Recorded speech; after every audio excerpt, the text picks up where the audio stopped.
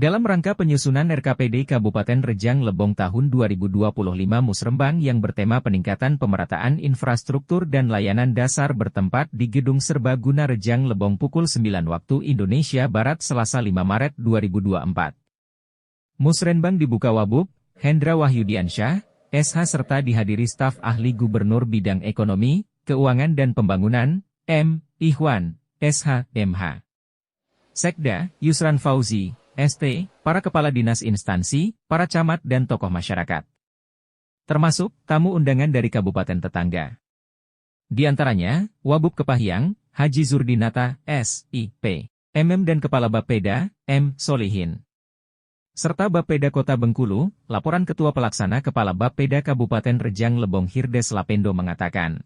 Yang kami hormati, ucapan terima kasih dan penghargaan disampaikan kepada Bapak Ibu sekalian yang telah bersedia untuk menghadiri kegiatan musrembang kita pada tahun ini selaku pemangku kepentingan dalam pembangunan di Kabupaten Rejang Lebong pada khususnya dalam rangka penyusunan dokumen perencanaan yang memerlukan koordinasi antar perangkat daerah di setiap tingkatannya terhadap pemangku kepentingan. Di latar belakang kegiatan ini merupakan amalan Undang-Undang Nomor 25 Tahun 2004 tentang Sistem Perencanaan Nasional Pembangunan Nasional dalam rangka penyusunan RKPD, di mana tahapan penyusunannya telah dimulai dengan rangkaian kegiatan sebelumnya.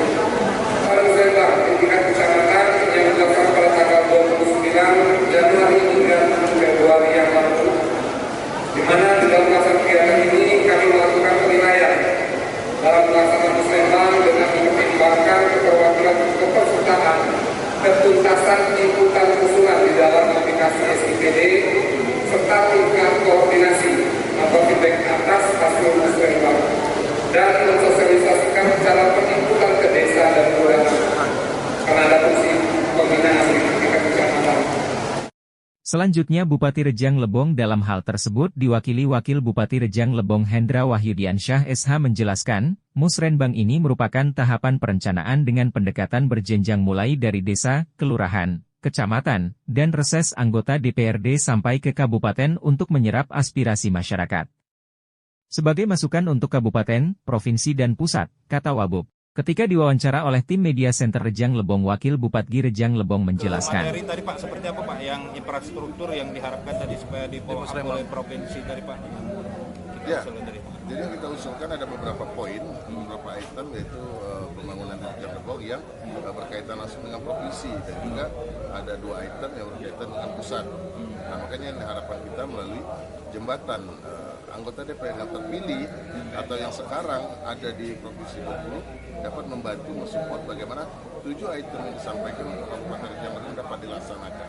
Dan Provinsi membantu Kabupaten melalui anggota DPR RI kita perwakilan Provinsi Bengkulu bisa mengusulkan 2 item yang berada di pusat untuk di Rejang Lebong. Salah satunya, kalaupun nanti tol dilanjutkan, itu ada pintu tol di ruas jalan Bujurian. Pak, yang untuk jalan tadi Pak, kondisinya seperti apa Pak sekarang Pak? Ya kalau kondisi cukup memprihatinkan. Ada yang nyaris putus tadi Pak ya? Iya, makanya dan juga ada beberapa longsor ditambah dengan situasi cuaca yang cukup ekstrim.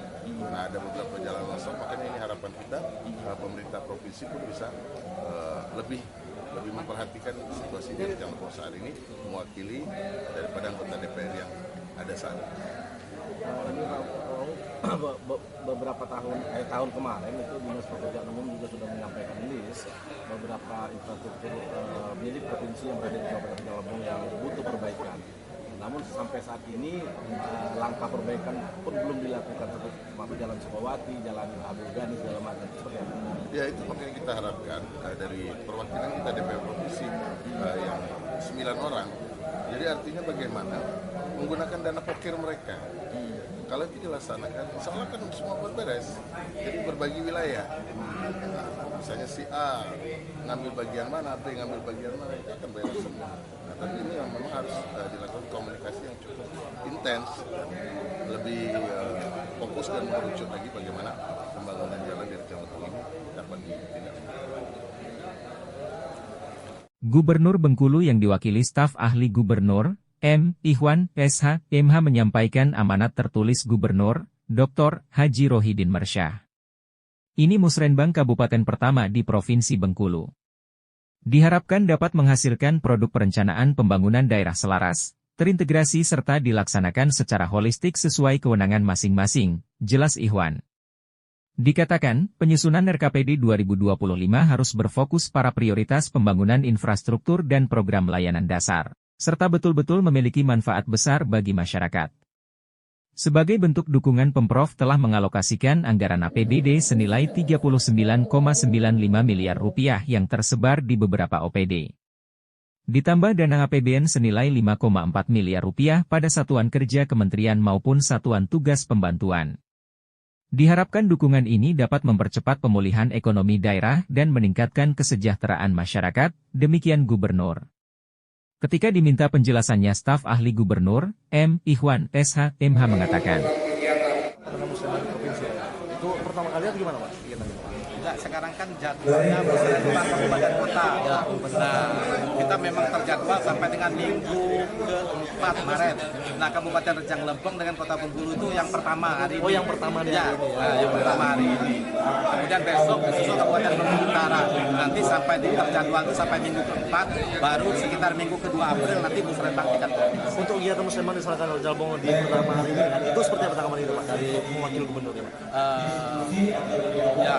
Kegiatan musrenbang ini kan perintah dari undang-undang ya, tentang sistem perencanaan pembangunan dan undang-undang pemerintahan daerah.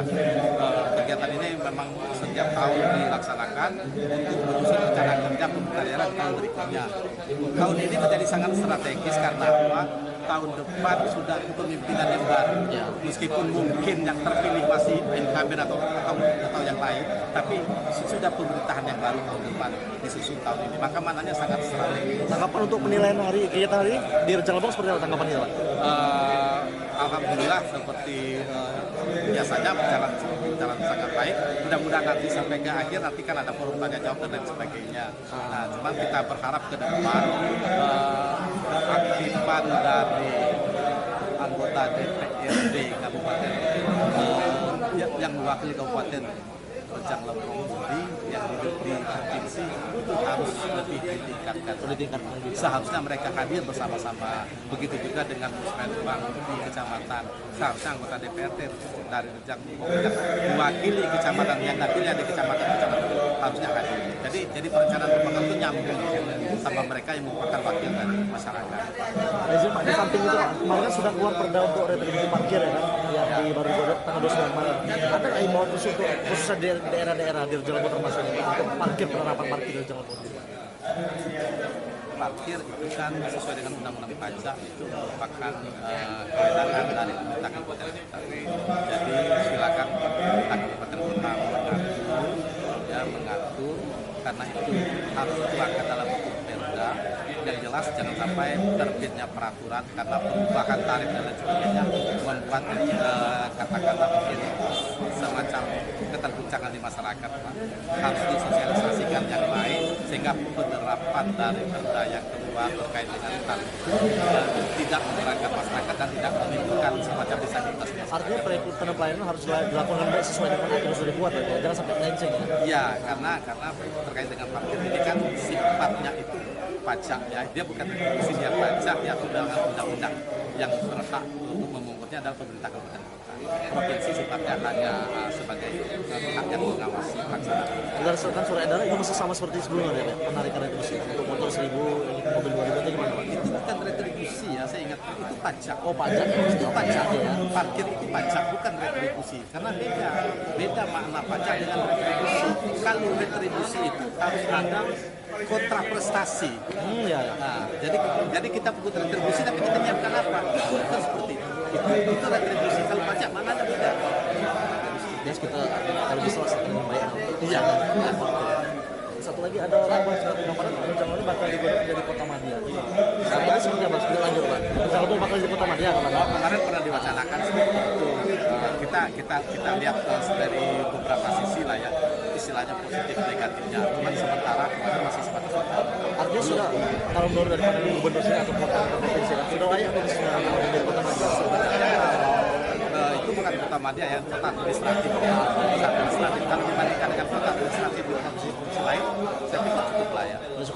Cuman tentu kita harus kaji kan keuntungan maupun kerugiannya bagi masyarakat apa. Karena pemerintah itu bekerja harus melihat apa untuk masyarakat, bukan semata-mata pimpinan pejabatnya.